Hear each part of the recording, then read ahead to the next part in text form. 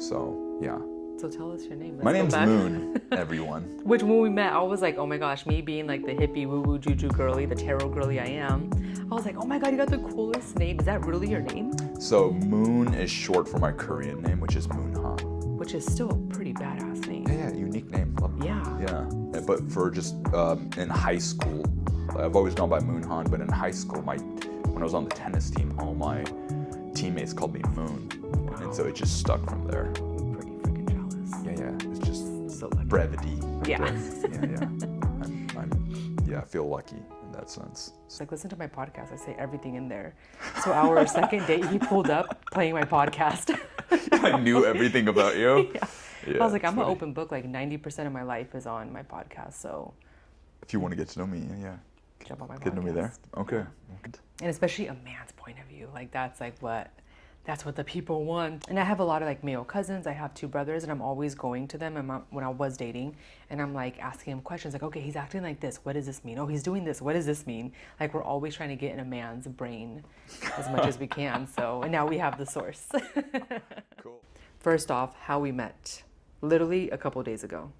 Yeah, the networking event. The networking event at Maya Moon. And I recorded with Anna, our musical girly, our sound bath girly, on Friday. And I met Anna at a women's event a week or 2 prior to that. So this is your sign to go out and network if you haven't and you have a small business. It's key. Yeah, and now we're full circle. Like I've attended Anna's event here. And that's the funniest thing. And she's doing another one next week at this studio. Yeah. So like we're recording here, and then our friend does her sound baths and energy work. I went to her event last night over in Solana Beach. They're good. I'm still kind of a little bit out of it from that in the best way possible. Yeah. It was very powerful. Yeah. I described it as cosmic. So cosmic. Yes. We met at a networking event. You were the first person I talked to, right, when I walked in too. Like you literally walked in and it was like bing. Yeah. It's interesting because there's like little flower things that come down, so you kind of like... It's very dramatic. There's like a grand entrance. Yeah. I was like, hey, how's it going? It was a very dramatic entrance. Yeah. And we clicked pretty quickly. Yeah. Yeah, I was a little thrown off by that. Yeah. Because you're like, I know. When I meet someone, I know. Oh, I know. Yeah. And I was like, it's hard to tell when someone's just like flattering you. And then we started talking, I was like... Oh, no, she knows. I was like, okay, she does know. That's cool. Yeah. I'm really good at people. Like I was telling you, I was an executive assistant for so long, because I'm just very good at knowing people. And like, I get an instant read of like, okay, there's no bad people. You know, everyone to each their own. But I understand like if I am going to have a vibe, if it's going to be a good conversation. When I saw you, I was like... It's a good conversation. Well, I'm super, super flattered. Yeah. And I feel the same way about you. Oh, thank you. So here's the thing. I don't have I've never posted anything on social media. That's wild.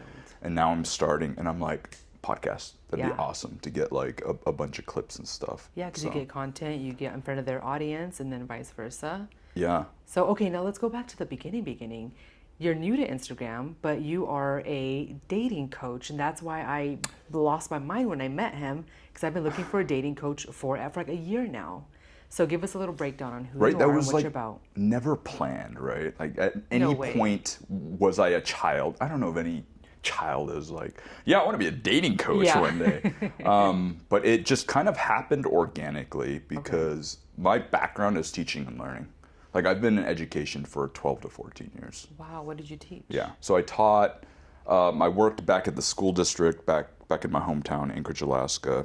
And then I lived in Korea for a year. I did ESL, did more ESL when I came to San Diego. And then I worked for the community college district for an auto tech program. Wow. Yeah, so I did this weird like detour. Yeah. But I was able to keep it in education, and eventually I came back as an adjunct. Adjunct? Yeah, as an adjunct, so I'm not a tenured professor. Okay. Yeah, just taught 1 class, actually 2 classes.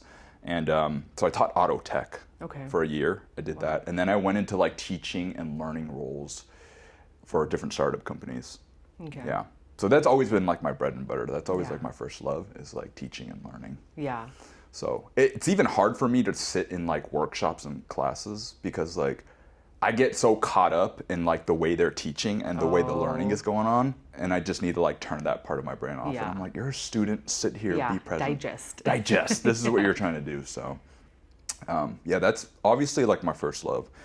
And I got to the point where it was like, man, I really like teaching people like about themselves versus like technical subjects. But what happened is I've been hosting men's meetings for the past 3 years. Wow. Yeah. That's a long time. Yeah, it is a long time. Yeah. It went by really, really quickly. Yeah. And so I started doing them at like the AA room of like coffee shops, right? Not the. I'm a Alateen girly from like day one, so like I grew up in the program. Right? So it started in those, like the actual physical room, and then the coffee shop I was at went out of business. My friend was like, dude, you live in San Diego. Like, go start a fire, right? Because I was paying rent to rent out the room. And so I started doing this.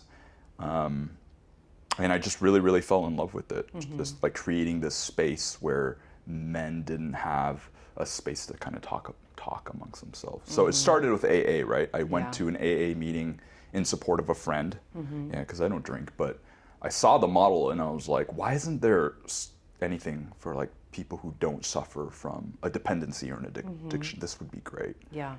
And so I started, that's kind of how I kicked it off. So reverse engineering what you saw. A little bit, yeah. Now I allow crosstalk. Yeah. Yeah. So no sharing stick. It's like you could intermingle. We intermingle a little bit, right? And I set the ground rules for that too. Okay. It's still like, hey, you can't try to fix a guy's problem unless he explicitly asks for it. Yeah, that's fair. I tell them that, and of course they still do it, but it's okay. I'm not policing it. It's kind of like, you're learning. It's all right. I say it at the beginning, and whatever happens, happens. Yeah. So I've been hosting these meetings for the past 3 years, and I absolutely love it. Like, I benefit the most, right? I get a lot of guys who are like new from town. Get a lot of guys who are just recently divorced. Oh man. Right, which is kind of the segue into what else I'm about to tell you. Yeah. So really like it, and I love it when people come and they show up as like their authentic selves. The vulnerability of it. The vulnerability. I mean, for a man to go in front of a bunch of men, it's one thing to be with your wife or your girlfriend and be vulnerable, but to go in front of a bunch of men. And I've talked to a couple guys who've been in men's circles, and they were like, I like really cried for the first time. And and my heart goes out to guys, like so heavy, because I can't imagine what it's like to not be able to express your emotions, whether it's intimate, business, as a dad, as a friend. That's hard.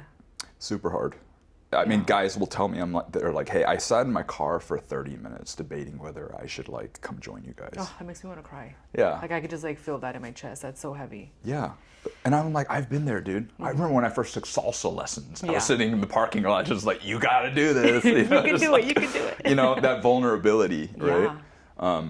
And so I'm like, hey, man, I've been there. It might not be like these men's meetings, but I've been in those situations. So, kudos to you for doing it. For joining this group. I'm really glad you're here. Like, it really does take a man to like cry and to be vulnerable like that. Like, that is showing like, okay, I could hold my masculinity and still honor my emotions. Yeah. That's beautiful. Most masculine things you can do. I agree. Context matters, obviously. But yeah, I say, hey guys, you can laugh about something, cry about something, vent about something, celebrate something. Whatever is authentic to you is what you should share. Yeah. Wow. That's so big. I tell my kids the same thing. I'm like, all emotions are fine. It's how you express them that kind of determines, where we're going to go with this. If you're mad and you're screaming at me, we're going to have an issue. But if you're mad and you talk to me, we could talk it out. So I think that applies to everyone, kids or adults. I just had this conversation with someone about emotions, how like there's really no bad or negative, positive or negative emotions. They're just kind of like neutral emotions, but it's the way like we express them that's either positive or negative, right? Yeah. And so I think that's probably what we're all trying to work at and get better at. So especially this generation, like we're big advocates on like honoring our emotions and honoring our trauma and transmuting this, alchemizing it. So, and then that led you into dating, being a dating coach? It did, right? And so I get a lot of guys who are kind of at a crossroads with their lives, right? And a lot of it is relationships, but mostly it's older guys, and they just like recently got divorced. And they're, sharing about their divorce and this transition they're making in life, and they're like, I'm ready to start dating, but like I've been married for 20 years. Like I don't know where to start. Yeah. And so we would always have these discussions, and I realized I had something to offer them, right? And so that was always it's always the favorite topic. generally, especially with like younger dudes. Even after the meetings, they always want to stick around. They'll want to talk about dating. Really? Yeah. How funny. And So so- it's like girls, we're all just chatting about the dating life, the dating scene. That's what it is. Wow. And I don't know if you know this, but amongst guys, we don't really talk about our dating struggles. There's no culture of, hey, I'm struggling with dating. What can you give me some advice? Like that's probably one of the most vulnerable things a guy can admit to another guy. So it doesn't happen. We're usually just like bragging about our like sexual escapades, right? Yeah. Oh, I hooked up with this chick last weekend. Look at this one, she was the baddest. Yeah, she's so bad, blah, Yeah. blah, blah. Like, that's usually the extent of our conversations. And there's no real dialogue. There's no curriculum for guys. Growing up, my dad didn't teach me.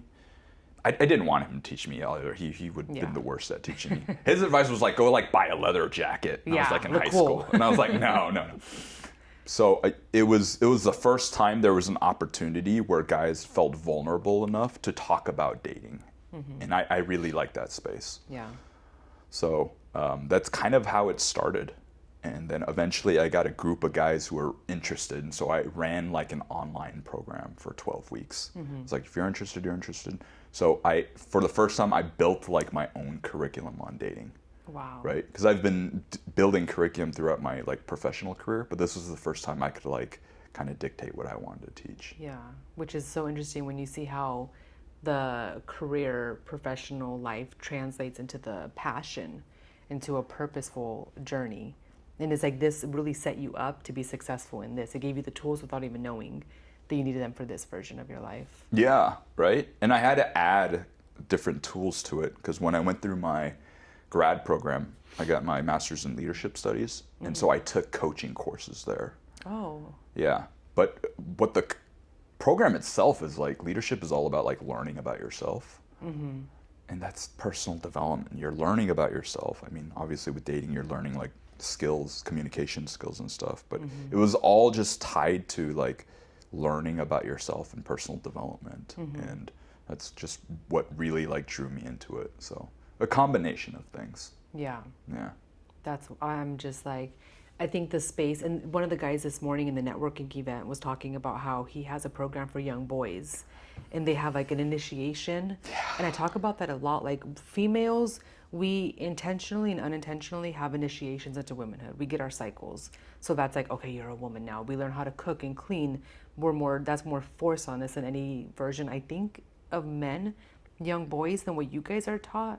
Because there's a lot of like, be a man, be a provider, don't cry, suck it up, go work. And it's like women are like, take care of the house. And I think we're the generation that a lot of us aren't teaching our kids that. We're teaching them like a spectrum of everything. Yeah. Versus us, where we learn the more traditional feminine and masculine roles. Yeah. So it's like, how is that translating in your business? You know, I really wanted to talk to that guy today. I know, me too. Everyone like went around him and I was in a rush, so I couldn't. Hopefully he's there next week. Really want to talk to him Yeah. because that's something I want to like contribute to as well and be a part of, is like For the young guys. boys not having these rites of passage anymore. They don't. And so I'm trying to like think back on like my rites of passage. Like a lot of it was tied to like my church, because I grew up in a Korean Catholic community church, and so we had like Eucharist and Yeah. stuff like that. But I'm thinking back, and it was just what me and my friends did. So I grew up in like Alaska, and we were just hiking on our own all the time. That's so and like these big amazing. rites of passage for us, even though they were very informal, were like hiking up these really, really tall mountains and getting to the top and like feeling good about it. And then like coming down with like in the dead of night with like just moonlight to guide us, right? Oh my and God. feeling like, oh yeah, like a That's little insane. sense of like tribalism from that. And it sparks something in you. Like it does, like we're animals at the end of the day. So it sparks something in your brain, I think. Yeah.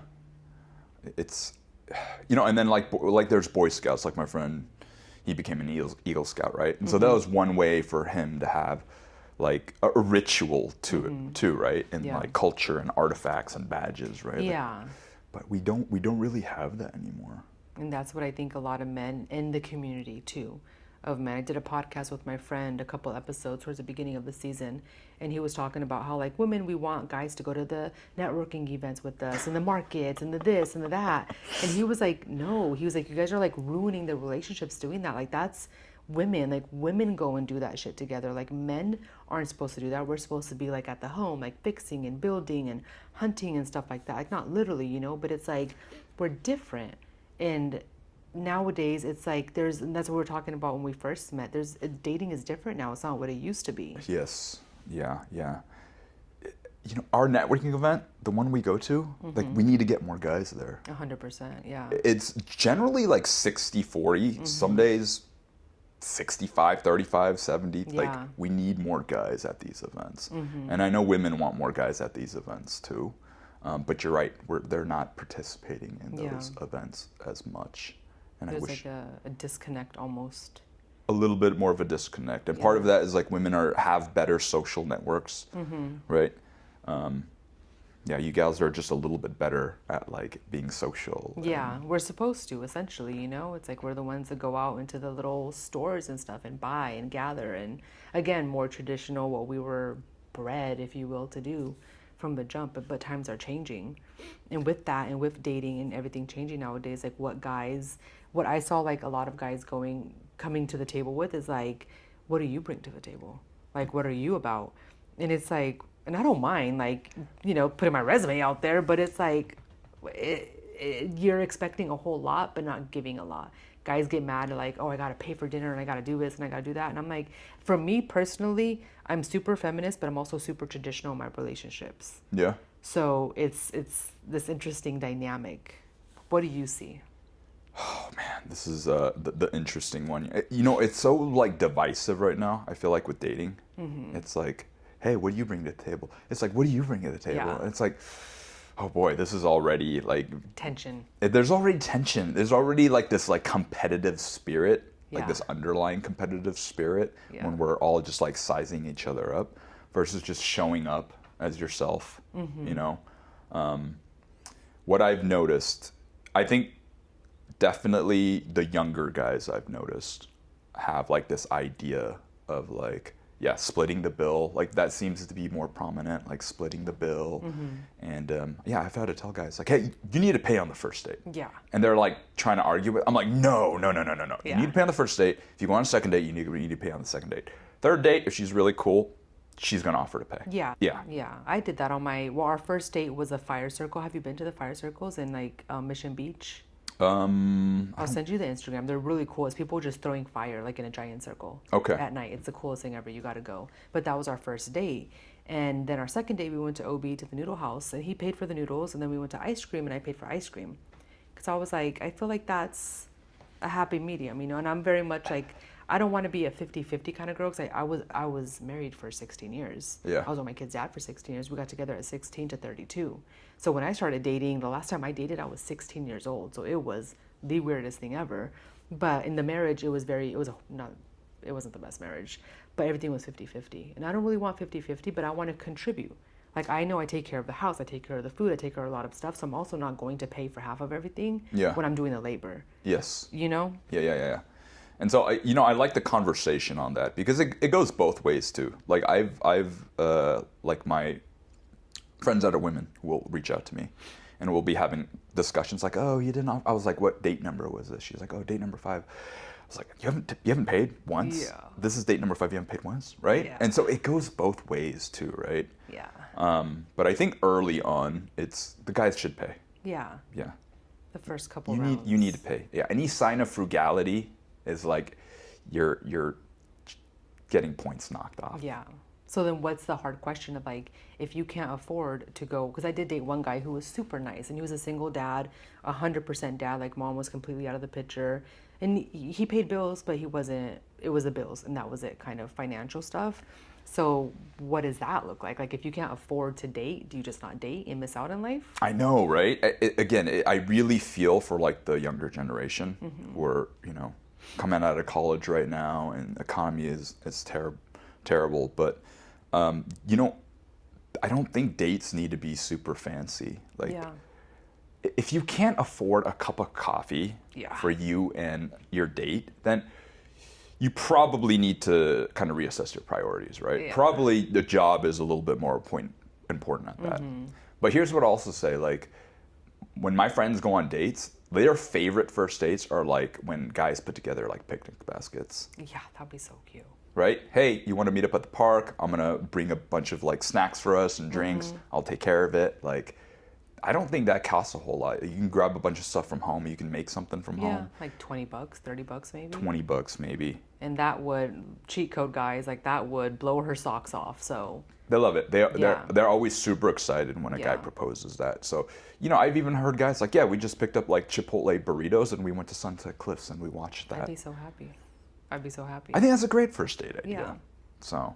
And I think it shows you a lot about the girls too. Like, do you want to date someone? Can you date someone who is a little bit more high maintenance and looks, and there's nothing wrong with that. But is she the kind of girl for you? If she's like, ew, gross, that's horrible. Like, you didn't take me to Steak 48. What the f is your problem? Maybe she's not. Maybe that's your indication that she's not the one for you. And there's people out there like that. And I totally respect it if that's what you want, right? Yeah. So, I always tell guys, like, I always will kind of ask the women before I ask them on a date, like, are you a low investment or a high investment first date kind of gal? Yeah, and that'll give me like an idea of what to plan for the date. And most of the time they're like low investment. So it's like a very honest conversation. Very honest. Yeah, there's not a whole lot of questions I tell guys to ask before the date. Like, you need to lead, you need a plan. But it's generally, are you low investment or high investment? And like, are you vegetarian? Yeah. Those are the two questions I usually ask. And I've been on both sides of that, where I was like, hey, would love to take you out to dinner, blah, blah, blah, blah, blah. And she's like, you know what? I like kind of having like a little bit lower pressure date. Yeah. So do you think we can come? I'm like, sure. We're going to go to, you know what? There's this like dessert place near my house. Why don't we just go get some dessert and we'll go on a walk in the neighborhood. I'll show you a really cool lookout, right? Yeah. I love that. Less pressure, and you could actually talk without like having to stuff your face with food and stuff. Yeah. It's great. And again, that date cost me like $10.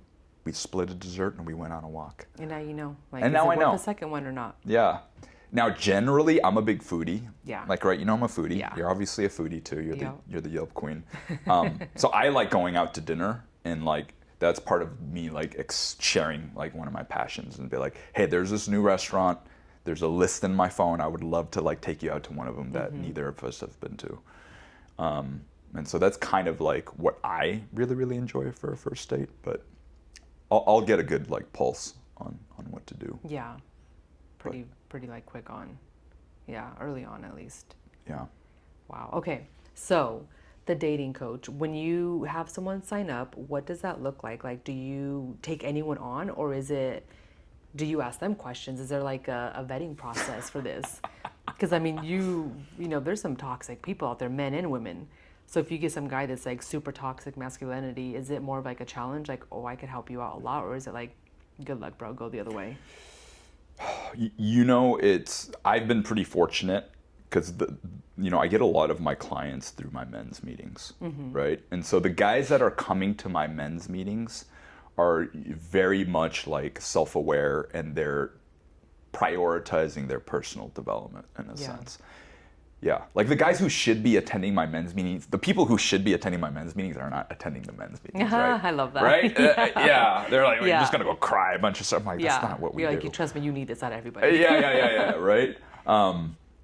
So I think I just get a good like sample of guys who want to really, really work on themselves. But I get a spectrum of guys who are like, hey, I'm not looking for a girlfriend. I just want to date casually, right? Like I've always wanted to like play out that part of my life, and I've never had a chance to because I was a late bloomer. And I'm like, great, we can do that. And there's a way to do that where you're doing that through honesty and integrity. Yeah, consensual, everyone's on the same page. Consensual, right? Yeah. And then there's that other spectrum who's like, no, I'm looking for like a girlfriend. I want a long-term girlfriend now. And so to answer your question, I haven't had to turn anyone away explicitly, but I've had conversations where guys are kind of talking like the red pill stuff and the manifest stuff, and so I'm reluctant to even like invest in the conversation to let them know that like I'm a dating coach, because we just don't line up. We speak different languages. We speak different languages. So I would love to convince them otherwise that it can be done a different way. So no, I haven't had to turn anyone away yet, right? Yeah. That's good. I mean, it's hit or miss, I would think. Like, I feel like if they're looking for a dating coach, they wouldn't be too toxic. Like, you would, like, again, the more self-aware. I think of, I don't know if you ever watched Sex in the City, and there's this theory on there where it's a taxi cab theory, and it's like, it essentially translates to a guy is going to settle down, like, when he, like, is ready to catch the cab. So it's not like a moment before, a moment after. It's kind of just, and I'm like butchering it. I'll put like a little clip on here for everyone to see it. But it's pretty much saying like, and it's funny because I was listening to the artist Sir. He's one of my favorite artists, and he has this song called "You Can't Save Me from Myself." And there's a line, and he goes, "I was at the wrong place at the wrong time with the right one." And I feel like so many women go through that. Like that, like sums up so many women. I've dated so many guys, and I'm like, it's kind of an ego boost, but also like not, because I got so much of like, you are so perfect, you're so amazing, like you're not drama, you're peaceful, you bring a lot to the table. I'm just not ready to settle down. So I felt like I got a lot of right package, wrong address situations. That's an interesting analogy right there. Yeah. That's me just being my little pattern cycle observer. Okay. And so what do you wish you did differently then? The codependency, because I'm over here like, oh no, I could change his mind. Like, I'm the one that's going to change his mind and make him settle down. Yeah. You can't make a man settle down. Again, the taxi cab theory is about like, when they're ready to call that cab, they're going to call that cab not a minute before, not a minute after. Yeah. So just recognizing, like, I'm not here to convince no one. And my boyfriend that I'm with now was the first time that I was like, I'm not jumping into anything. We dated for about 4 months. We just became official, like title official, because I gave him, and we started talking in October. And we became official mid-February, Valentine's Day actually, and February 13th technically. And God bless his heart, because that man, I put him through the ringer, and making him like not prove himself, but just kind of like, I've given in really quick a lot. So it's like I just wanted to make sure, like, I've seen you in different lights before. There's no rush for a title, you know? Yeah. And he's not a rushing kind of guy, but he definitely is like, he's ready to settle down. Okay. So you're saying in the past you were more of a sprinter? Yeah, like jump right into it, go right to it. More of a marathon runner. Yeah. So I'm like, no, we're gonna take our time. And he was really respectful. Like, he never rushed or anything. That's cool. But that's like what I saw, because there was a lot, guys get very and this is like, sounds like I'm tooting my own horn. I'm not trying to, but just the feedback that I got, they got very like infatuated. Because I'm not pressing you, I'm not drama, I'm not where you at, who you with. Like, I don't, and I told him this too. I tell every guy, like, God, I'm very like highly favored, highly blessed. Like, God will always show me what I need to see. I don't have to pry. So I don't ask you where you're at. I'm not asking for locations or proof. I just sit back and let it play out. So that all of that kind of makes them like, oh, this is a great catch. But then it's like, oh wait, just kidding. I'm not ready for a relationship. Interesting. But the stories I've heard from guys are like wild. Like, girls are crazy. Yeah. I mean, then there's truth to like what you're saying, right? You heard that old adage, like women are like the gatekeepers to sex, and guys are gatekeepers to relationships. Oh, I've never heard that. Yeah. But yeah, that's yeah. But in your situation, it's almost like they were turned, like you were kind of gatekeeping the relationship. And so maybe there was like some level of dissonance on his part. It's like, oh, damn, like this is usually what women want. Like they want a relationship guy. Yeah. And here you are like no, hey, slow down. Yeah, slow down a little bit, right? Yeah. I'm like, don't fool me 5 times now. I'm like, I'm going to learn. Right. We just get we all get better at dating as we get older. Yeah. But we're also getting like a little pickier too. I'll speak for myself. I definitely feel that. Yeah. And I see that with my friends, right? We're all getting a little bit pickier. So. You think that's with age, or is that with the times? What, do you mind me asking your age? 38. 30. I'm 39. I'll be 40 this year. You know what? That's a really good point. It's not an age thing, right? It's based on how much experience you have with dating. Yeah. I think that'd be a more accurate way to kind of like grade that. Right? So yeah, it's not necessarily age. I think it just comes with knowing who you are when you're in a relationship. And so maybe your standards kind of change based on that. Yeah. Yeah. We just make mistakes. Let's just call it what it is. Yeah. And no mistakes, just lessons if we learn. Lessons, yes. Sometimes we have to fall a couple extra times, but as long as we get up. But with that, I was telling you, I wrote some questions down because I definitely wanted to make sure we covered a couple really important topics that I think everyone could benefit from. And one of them was intuition. So knowing when your intuition is guiding you in dating versus your trauma responding. Because I remember my therapist with the this guy I was in a 2-year relationship with, he was, and I don't throw the word narcissist around easily, like he genuinely was an extreme narcissist. And it was just me completely abandoning myself and like, whatever you want, worship the ground you walk on, I will cook, clean, do everything for you. And he did nothing. Like, it was bad. It was really, really bad. And my best friend, everyone having to sit there and watch me go through this and be like, what the fuck is your problem? And I'm like, no, I love him. But it was my trauma. It was my codependency. And I remember one time my therapist was like, what do you love about him? And I was like, he feels like home.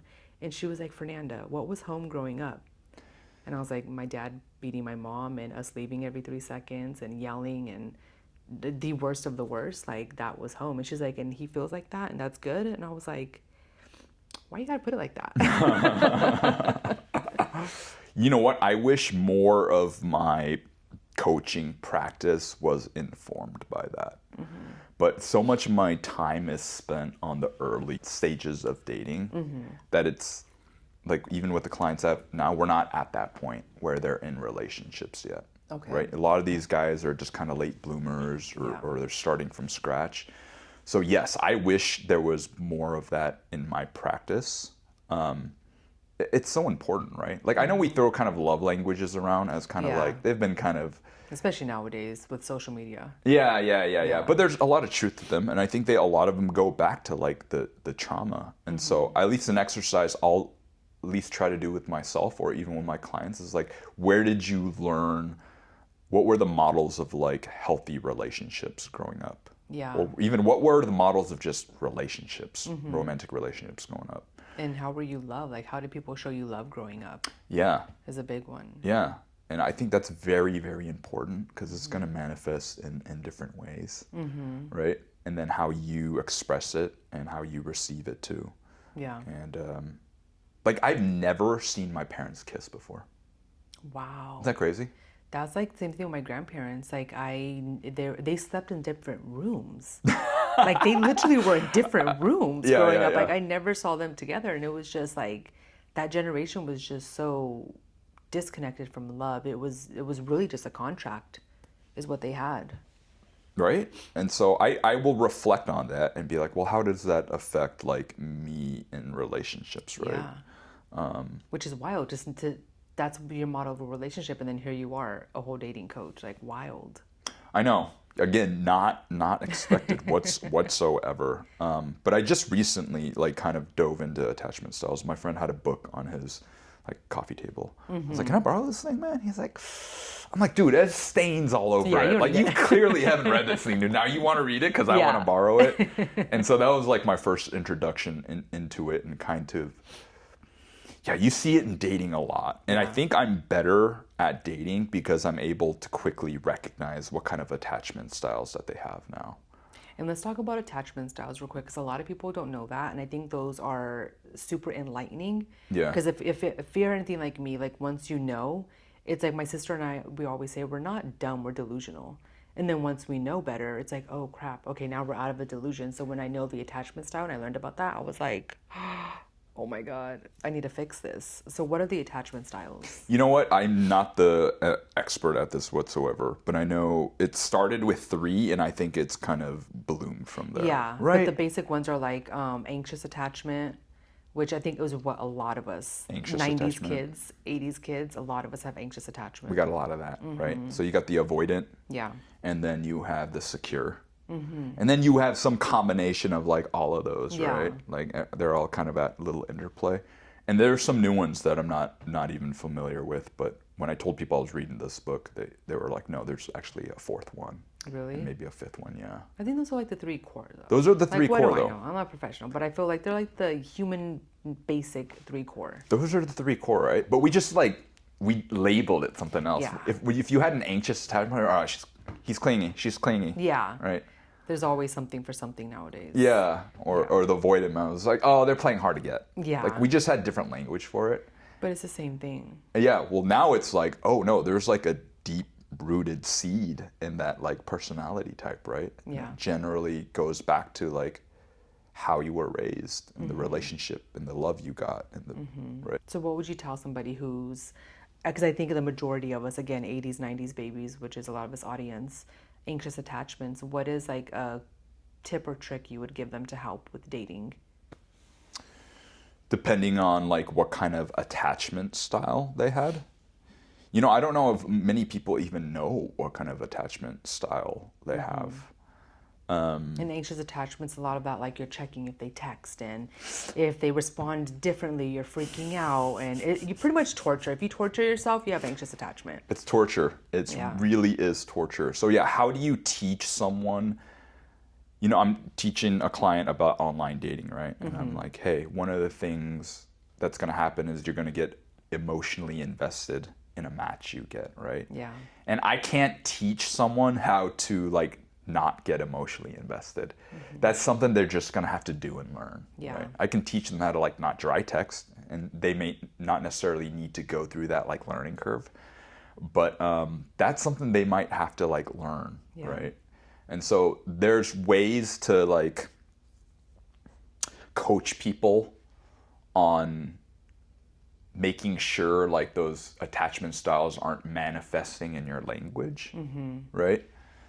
But I would say you probably need, not me, you probably need like a real therapist. At that point. To get to really the deeper part of that, right? But on like the technical level, I could show you like, oh, look how many messages you're sending her. Yeah. And look how messages she's sending you. Like there's obviously like an imbalance in the emotional investment and the energy you guys are both putting into this relationship. Again, that's manifesting through the messages, but at the core of it, it's probably related to like an attachment style. That's the whole subconscious and the psyche, and then dating a lot as a game, and that's like something that pisses me off, but it is at the end of the day.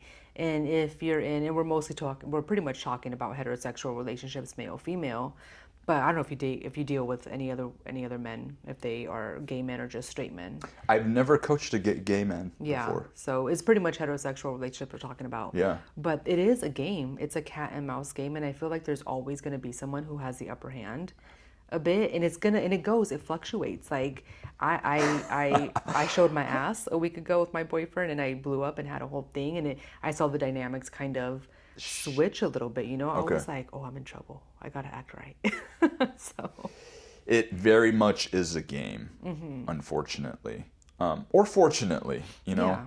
I don't think it's a bad thing if we're being consensual and respectful. I don't think it's the worst thing, personally. I don't think it is either, right? It's, what was that?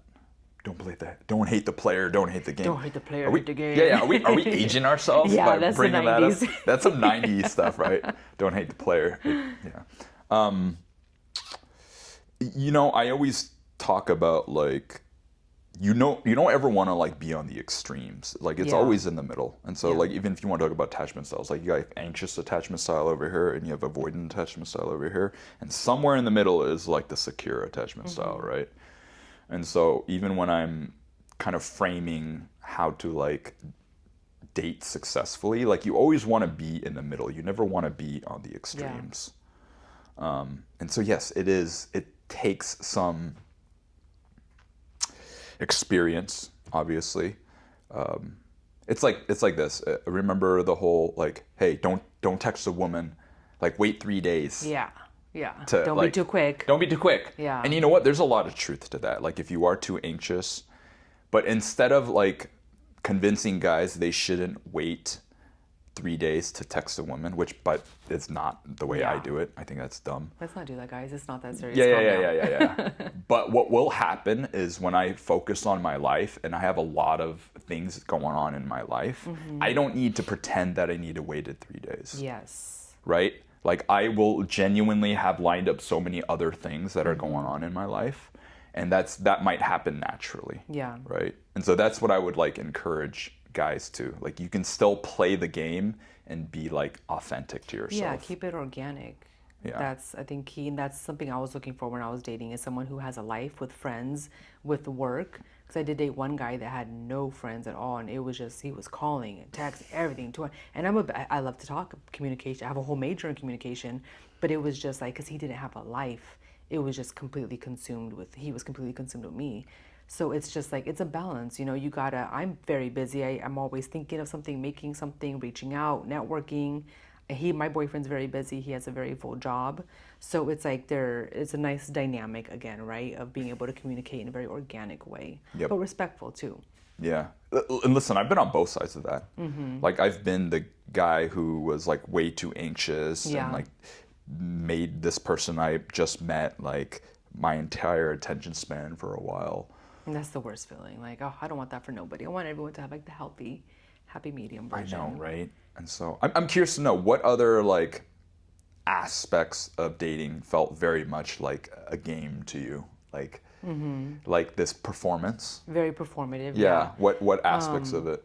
For me, it's interesting. It's like, I don't know how to be a girlfriend. I know how to be a wife. I was married for 16 years. Oh, interesting. So I don't like playing games. So it's like, I don't want to be like, oh, I'm not going to cook and clean and do all your fucking dishes and take care of you. Like, but I can't. I've realized I can't give guys that off the bat, because then that's how it develops this unhealthy balance of I just get taken advantage of. I've seen that time and time again. Okay. So it's been this like, I just started, again, my boyfriend works a lot and he doesn't eat that great. And I'm like, I need you to eat better. Like, I don't like that you're eating 7-Eleven for lunch. That's not cute. And I got time to cook you lunch. So I meal prep for him all week. But I didn't start doing that until we became official. And he had made a comment like, oh, where's this been the whole time? And I was like, I can't. Like, I had to hold back. So there's a lot of performative in that sense. Okay. Where you're like kind of withholding. Yeah. You're not and I showing don't your like cards that. right off the bat, right? Yeah. Okay. And I don't like that. It bothers me. But I can't. I've learned, and I've been very honest with them. I'm like, there's a lot I want to do, but I've been intentionally kind of just making sure that I ease into it. So, because it could be a lot. Yeah. You know what? I think that's a very like just natural thing that we do in the early stages of dating. Like, we're all trying to put our best forward. Yeah. Right? Yeah. Show out. Right? Yeah, I feel like dating for me is like first 3 months is just me trying not to fart in front of the person I'm dating. You know, like we're all I don't go to the bathroom at all, actually. right? We're all just trying to like maintain like this like perfect. Yeah. I don't want to show them. So yes, there is like that element, right? Where and then slowly like we start showing each other our real selves to each other, and hopefully that's a moment of like, oh, wow, I like these imperfections in them because I'm not perfect. No, right? yeah. So that allows me to like Yeah. kind of be a slob whenever Yeah. I feel that way. But you're right. There is some level of like, You got to kind of ease into it a little bit. I think both ends. Like, I feel like he definitely held back in some areas. I'm starting to see more and more. So, but I think it's healthy to just ease your way into the relationship. it is. I think that's, and then like also like when you feel safe enough to show like the more vulnerable side of you, like that's usually a good sign too, right? Yeah. But hopefully it's not like a huge surprise, right? Like you move in with them and they're just like, Oh my God, who is this? Yeah. right? But yeah, there's always a bit of performance, no matter what. And what do you think, speaking of moving in, like what do you think is a good, again, we're 90s kids, we're 80s kids, we're in our late 30s, so waiting 5 years to move in with someone sounds kind of ridiculous at 39. Yeah. And like something him and I have talked about was like moving in together. But what do you think at like this age in dating, what do timelines look like when you talk to your guys? In terms of like when to progress the relationship forward, you know, that's really just individual preference, I would say. I don't know about you, but like for my parents, like when I told them I like moved in with my girlfriend the first time, they were just like, you're not supposed to move in with anyone like you haven't married. Oh, they were Right? super old school with it. They're old school. They're like, Yeah. you get married and then you move in together. Yeah. Versus now, it's like, I would never marry anyone Oh God, no. until I lived with them first, Yeah, right? absolutely not. I probably wouldn't even marry until I went on vacation with them first. Well, like, that like maybe that's too. the litmus test. Go out the country. You will see someone's true colors. I don't know if I'm the best advice for this. Because I moved in with both of my girlfriends, the two that I actually lived with, very quickly. Like What's within quickly? the first 2 months No of dating. way. Yeah. Oh my God. Yeah. And I knew it was the wrong, like logically, I knew it was Yeah. wrong. All my friends are like, don't do Yeah. it. Everyone's telling me, but we're just so, I was just so deep in love, you know? Yeah. Rose-colored glasses. Rose-colored glasses. So I don't think I'm the right person to actually give advice on this.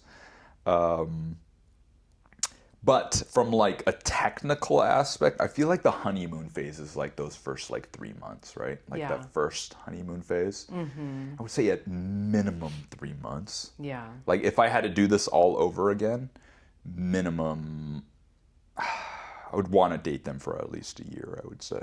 Yeah. I feel like that's a happy medium. I feel like a year is a happy medium for everybody. And I was thinking too, like easing your way into it as well, like staying there for a week and then going back home. Yeah. And then staying there for like 2 weeks and then going back home and kind of getting like a feel for integrating the lives and what that is like. Yeah, I might be a little too modern then. Yeah. You know, at one point, me and my girlfriend and I, when we were living together, we had separate rooms. I'm not mad at that. Right? You talked about your grandparents. Yeah, I'm not mad at that. Especially like my boyfriend goes to bed super, super early and I'm like in bed at like 1 a.m. He's like an 8 o'clock kind of guy. So I'm like, I don't want to wake you up. Right?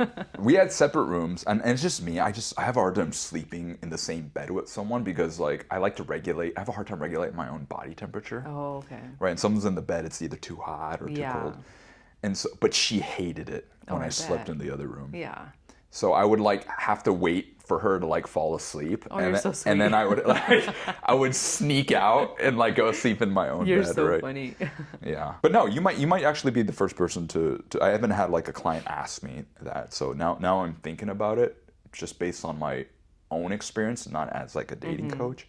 I'd probably wait at least a year of dating. Yeah. Now that I'm a little older and I've gone through The motions. the motions, I've learned. Yeah. Right, like.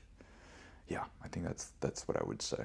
I'm like, I don't know what you kids do nowadays, but back in my day. Right? But again, I can't call anyone out. They're like, we're going to move in after 4 months. I'm like, You're like, good luck. I've been there. I'll be here. Yeah. You know, I made that. Maybe it's not a mistake when you do it, so. And we got to learn, I think. Yeah. You know, and then, so the next question I had was, how do you know when you actually feel aligned with somebody? When you're not forcing it. Because a lot of the times, you know, so many people want to be in a relationship so bad, they'll force it. Like they'll rose-colored glasses. Like, oh, he's amazing. She's this, she's that. But you're more forcing it than it actually being aligned because you want it so bad. Do you ever see that? You know, it kind of goes back to like you should trust your gut, right? But sometimes your gut is, again, maybe the rose-colored glasses. I would say listen to your friends. Yeah, I agree. That's a really good one. Yeah. My people are very accountable. Like, again, when I had my little blow up a week or so ago, my best friend was like, I love you so much. I'm always on your side, but you're dumb. You messed that up. And I was like, oh my God. I would say that's number one. You always, your friends know before you do. Yeah. When you're like not being true to your own values, right? And so they'll know before you do a lot of the times. And I've had a friend who did that. He's like, I'm in love with this chick. Like, we hit it off. Moon, she's my soulmate. And I'm like, you guys have been dating for 3 weeks. You need to pump your brakes, man. Yeah. And he's like, no, I'm telling you. I'm like, okay. Like, Yeah. we all know, like, the direction it's going. But it's hard to see it when you're in it for yourself, right? Yeah. Like, when you're caught up in the emotions, it's hard to see. The honeymoon stage. The honeymoon stage. But again, going back to the taxi cab theory and all that, like I feel women are a lot of the time going to be like, he's the one. Like a lot of the time we have that in our brains. Yeah. But men, I feel from talking, I was raised by men. I grew up with so many guys. My last job was all guys. So I have like this like little behind the curtain kind of sneak peek with men. Okay. And something I've gotten from all of them is they know pretty quick if they're going to marry you or love you. It doesn't take them months and years. My boyfriend told me like really early on, he was like, I knew I loved you very early on. And there was no love bombing. There was none of the like bad versions of it. I didn't even know. Like he kept that all to himself. So that was like news to me when he told me. That's really nice. It's interesting because I really do feel men know very early on if they gotta lock it down. What are your thoughts on that? I think we do know. But we're also fighting this kind of scarcity, right? And I think generally when you look at like who's love bombing more, it's usually generally guys. Yeah. Right? And so sometimes we have our love brain on and sometimes like we have our sex brain on. Yeah. It's hard to know like which one you're listening to, right? But I would agree with you. And I don't know if that's like a difference in like gender. I would say women are more open to the idea of like a romantic relationship developing and kind of falling in love the more and more they get to know, versus guys kind of are like quicker to jump on it. You're right. Yeah, that I think you put it perfectly. That's like exactly, we are more open to the romantic longevity, Yes, commitment, which is love. You're the one. yeah, Because there's so many guys, I mean, not so many, but like guys I could look back at and I'm like, oh, thank God that prayer was not answered because he was not the one. No, it was just me wanting to be in a relationship. right. So in that sense, I think everyone should just kind of slow down. Again, it's really hard. I'm a hypocrite. I don't actually do it. It's really hard to do that, right? But even with like, if you watch like Love is Blind, have you ever seen that show? Oh my gosh, I love that show. Right? Yes. Really cool, interesting experiment. So interesting. Yeah. But it's generally the women who like are pretty sure, like the guys that do who know, you're right. They're like, ooh, like Yeah. you know a couples are getting together. You see it in the guy's eyes. You see it in the they guy's and they're eyes, still right? together. You look at the reunion, they're still together. Right? You usually know which couples are going to work out by which guys you look at who like, you see it in their eyes. They like know right away. But I think when you, even at that show is like, most of the people who aren't sure are also like, it's the guys who aren't sure. And the women are like willing to like let it breathe and let it grow. And they're like, you know what? This is going to work. Right? Which I think is a big thing. I think for a lot of females, if you loosen up a little bit and you don't put the pressure on, that does something to a guy's brain. And it makes him a little bit more, again, the animal, like we're animals at the end of the day. So it unlocks this like prey-ish kind of, in a good way. That sounds like that's a tricky word to use in dating, you know? No, it's but okay. it's like it puts something in their brain that they have to go after and get it, versus you just being all over them and like letting them know all the feelings and intentions. Yeah. So again, it is a game to an extent. It is, because we're all like looking for our, I hate to say it, but we're all like holding out for our like next best option, right? And especially nowadays, dating apps, social media. Like we have, so like I've talked to friends that their boyfriends had burner phones. So they had no, like you could go all through his phone, you'd have no idea he was cheating because he had a whole burner phone. Yeah. So it's like, it's an interesting space to be in right now with dating. And I've heard a lot of bad stories from females. And I started dating. I was single for 3 years after the really bad narcissistic relationship. I was like, I need to be by myself and get myself together. Yeah. So I was single for 3 years and started dating last May, like May, June-ish. And it was interesting. Like I met a lot of really cool guys. I'm very, very picky. And I get the ick very, very quick. Like it's so bad. Like it's really not okay how bad I get the ick.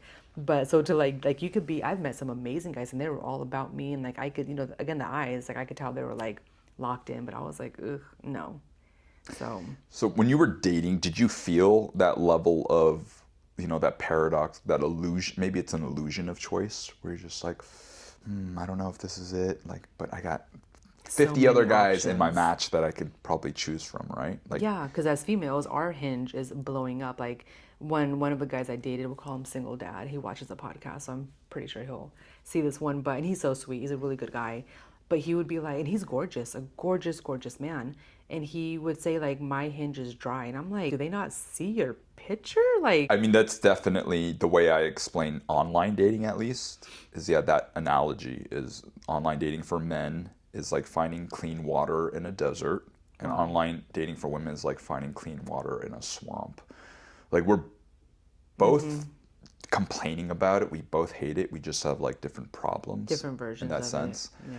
So yeah, if I had a choice, I'd probably want a way more options than I don't. But that is a very much like the typical experience for the guy. Like we don't have many matches. That's wild. That blows my mind. I'll show people. I'll be like, I got like one match maybe a week. Yeah. Oh my God. One You're a match a good looking week. guy. Like that's so surprising. Thank you. Wow. Now here's the thing, like in the hierarchy of online dating, like in theory or based on the data from what I've heard, Asian men are like at the bottom of the barrel. We get the least amount of matches. What? That's wild. Yeah. One of the nicest guys I dated in high school was an Asian guy. Yeah. He was so sweet. He picked me up all the time, took me to eat, like a very respectful, very nice guy. The other guys were assholes. He's probably like the only nice guy I dated. Now, I'm like very, very picky too. I'm not one of those guys who's just like, yes. I'm gonna get all these out of the way and pick later.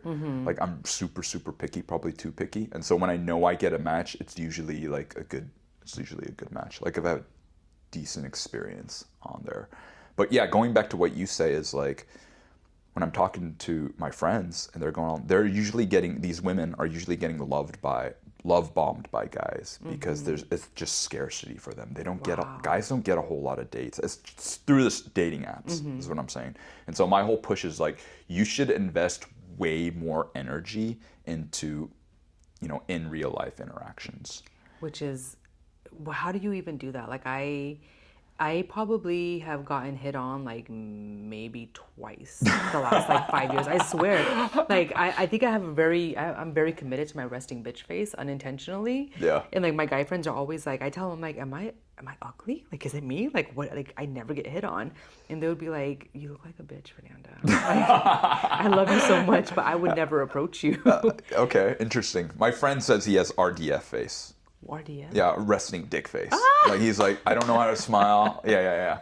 So that's so funny. I'm not saying that's not a real thing, right? Yeah. But you're right. I've been on date with like beautiful women, and they'll be like, I have never been approached in my life. It's wild. So is it a guy thing? Like, are we intimidating? Because people tell me I'm intimidating, and I'm like, what version of this is intimidating? All 5'2" of me? Like, what is intimidating here? So it's like, is it because we have social media and the screen that we're so disconnected from social interaction, which is a dramatic statement, but is that... Let me give you an anecdote. So I had a really young guy come to my men's meeting. He was probably in his 20s. And he finds out I'm a dating coach. And he's like, I'm a dating coach too. I'm like, okay, cool. Like, what do you work on? And kind of what it boiled down to is looks maxing, right? Yeah. And so this is where I had like this like wild epiphany is like, his entire conception of what it meant to date was online dating. Wow. Yeah. And I was like, so do you approach women in public? He goes, no.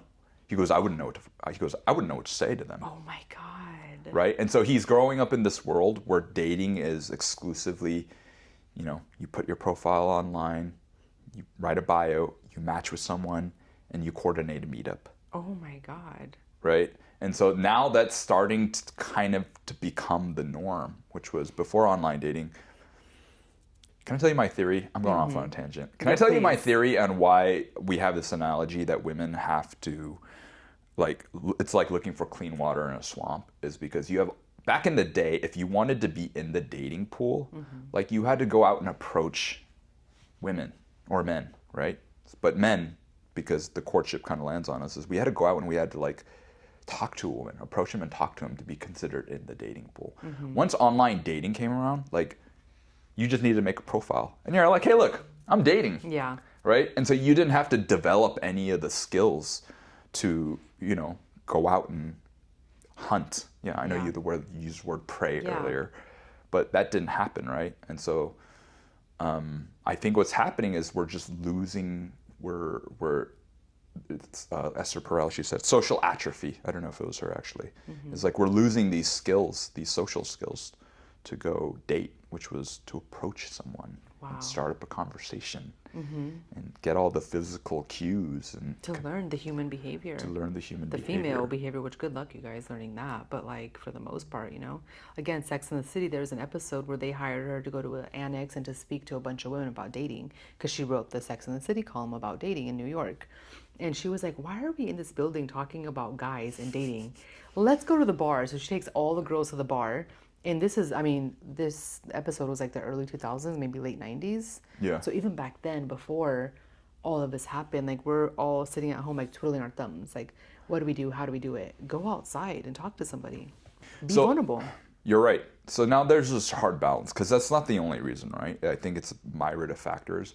You could also like point to like what happened with the Me Too movement. Oh my goodness, yeah. Right? And so when you read like a lot of the online comments on like dating videos and women are like, why aren't guys approaching? A lot of the comments from guys will be like, dude, we've been so conditioned that we're going to be framed as like a sexual predator or as creepy or, you know, Me Too or whatever, that it's kind of like, it's almost now like this resentment of like, fine, this is what you wanted, then fine, we're not going to approach you. Yeah. We're not even touching that, which that's not the right attitude either.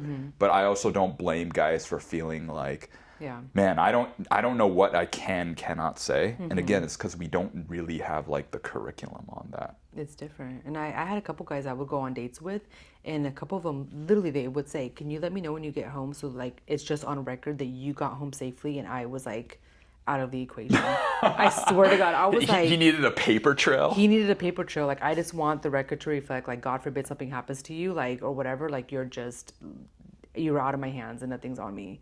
And I was like, is this where we're at with dating? And it goes back to what you're saying. And it's so unfortunate because, like, yes, we want to honor victims and make sure that the rape culture changes. But at the same time, it's like one bad apple is ruining it for the whole bunch. That's what happened. And so I think the pendulum is finally starting to swing the other direction, right? Like we went a little too far this way. Now we went a little too far this way. And now we're trying to find like this equilibrium. Yeah.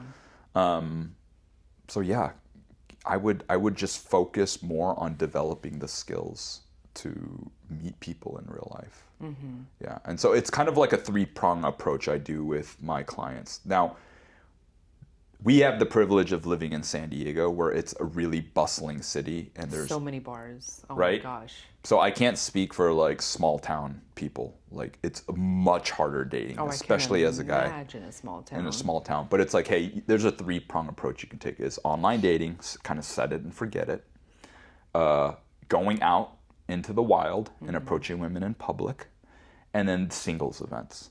Like there are so many singles events popping up like right the networking event we went to, Ariel's Picture Friend. Yeah, shout out to Ariel. So if you're in San Diego, they have an event called Picture Friend, and friends go up and pitch their friends to singles. Completely free. Yeah, and it's free. Like if I was single, I would do something like that. That is, and I got great friends that could like make me look real good. So now again, here's the problem. You look at the demographic of the room, mostly women. No way. Mostly women every time. So Ariel's like, hey, dude, I need you to like bring more guys to these events. Yeah, bring your guys in here. And so I try to recruit more guys to come to these events. I'm like, look at this. Like I know growing up, guys, in college, like we went to a bunch of like sausage parties. I can't speak for other age demographics at these singles events, but at my age, at the singles events I'm going to, they're mostly women. Wow. And I'm like, guys, come, please. Yeah. And so now you have the other kind of what you need to get over is like, now that you're here, you need to go out and approach. You need to approach women. And so that's the part you can work on. Like it's a skill that you can develop, but with enough practice, it's just going to happen naturally. Yeah. And again, the bar is so low for approaching now. Yeah. It's so low. Like, so after a singles event, I'm meeting up with Ariel, and she's like, hey, can you help me take some stuff back to my car? I'm like, great, I'm leaving, cool. Waiting for her, I'm sitting outside, and I see two women. I walk up to them, like, hey, how's your night going, right? We start talking, I'm like, there, what do you do, dating coach? They're like, oh my goodness, thank you so much, keep doing what you're doing. And I was like, hold on, you don't know what kind of dating coach I am. Like, what if I'm like one of these red pill guys, like, like she's like co-signing all the BS. Like, how do you know I'm a good dating coach? Like, she was like, dude, you walked up to us and you just started a normal conversation and you maintained eye contact. We already know, like, and I was like, damn, that's a low bar. Yeah. Yeah. It So, really is. Yeah, and it's not easy. I'm not saying it's easy. It's difficult. That's what a lot of me and my clients are working on, is approaching women. I mean, I can imagine the vulnerability. Like, that has to be, and then the rejection, being okay with rejection. Yeah. There's different layers of the onion to peel back, for sure. Did you approach any guys when you were dating? Not in person, but on the apps, I would reach out to guys. Like, I would hit them up if they were... First message? Yeah, if they were kind of cute. If the guys, like, just liked my stuff and didn't say anything, it was 90% like a no. Because that's boring, and you can't hit up a communications major that has a podcast with just a like. Like, I'm not going to respond to you. Again, I'm more traditional. Yeah. You need to approach me and respectfully, like, ask a question, and a little bit of banter going back and forth is nice. And that's what my boyfriend did. He was like, back and forth. So and then saw my interests and like was asking about my interests. So again, it's a game. You gotta, it's give take. It's a dance, right? It's a dance. It really is. Takes two to tango. Men, you still need a lead, but like it does take two to tango. Yeah. So. But then also like with hyper independence in women, that was like I joke about it and I'm like I want a man that's gonna lead and be a man and all that, but I'm like Miss Hyper Independent over here. So there's a lot of us because we were raised by the grandmothers that were like, my grandma drilled in me, you will not serve a man, you will not serve a household, you're gonna go to college. Yeah. So they created this hyper independent women. Girl boss. In that girl bosses. Yeah. Which isn't the worst, but also they did the best they could with what they had. Okay.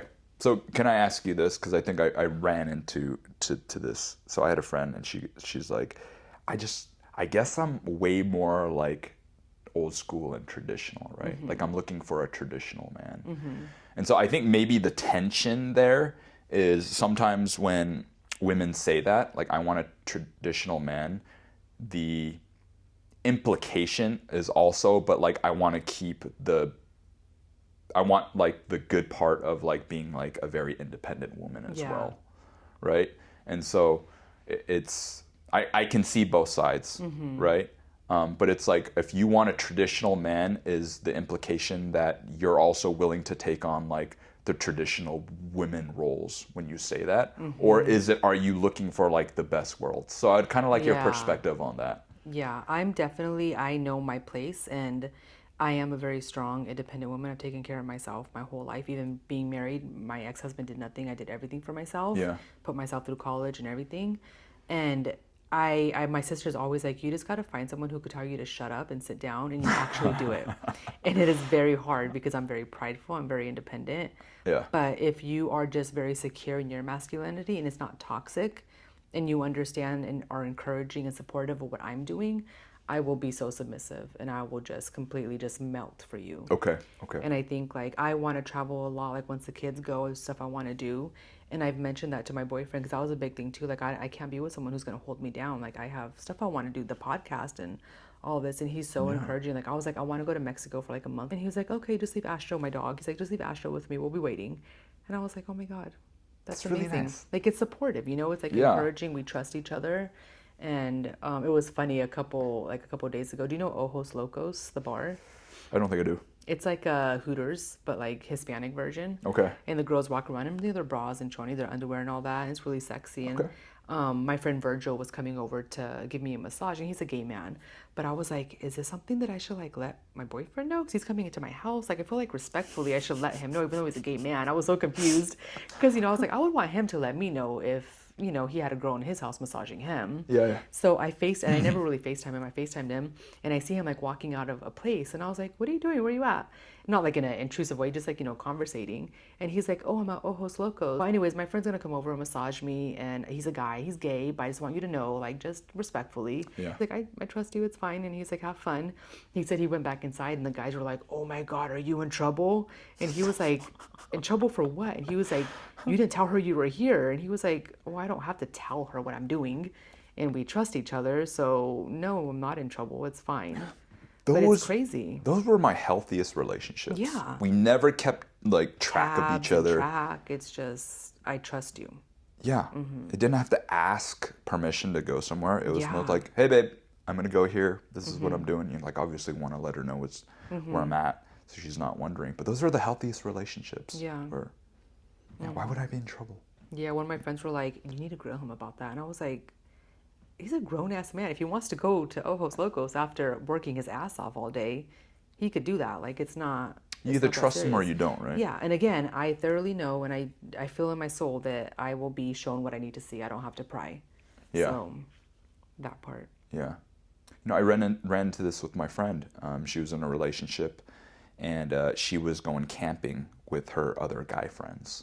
Oh, that's intense. Yeah. And so, like, there was, like, this...